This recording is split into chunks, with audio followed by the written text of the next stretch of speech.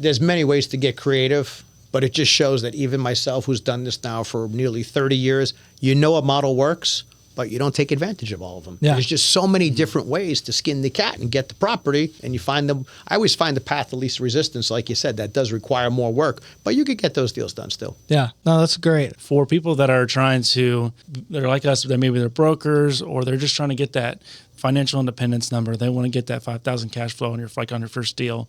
What debt structure or deal structure would you recommend for somebody that's trying to buy their first deal to get them on that financial independence number? Well, the first trick to that, and I tell this people all the time, is what is the number? Mm-hmm. And don't tell me a number that has you, living in, St. Martin all year Right, long and flying around on private jets. Tell me your minimum number. Yeah. Like, what does it take? Is it really like, I know you want a $10,000 a month condo, but would a $2,000 suffice? I know you want a Rolls Royce, but will a Honda? So what do you need? Yeah. And let's say nowadays, today, maybe that number is you need $5,000. So the first thing is to figure out what you need to get to that number, because once you know in the back of your mind you got it, you're still hungry. You're not satisfied, right? But you got it.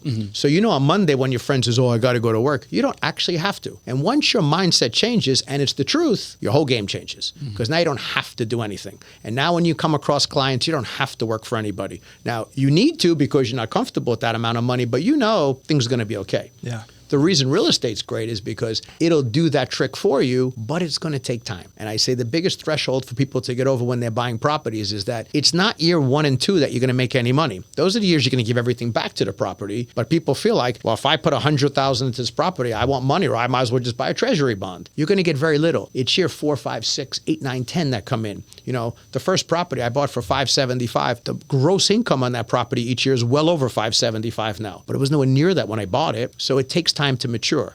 So the sooner you get started in the game, the better. So if you could get started in your 20s, you're golden. But you could get started in your 30s, your 40s, your 50s. There's still time. Yeah. Yeah, I think that's a great mentality. It's like basically just, it's never too late. Yeah. It's never too late.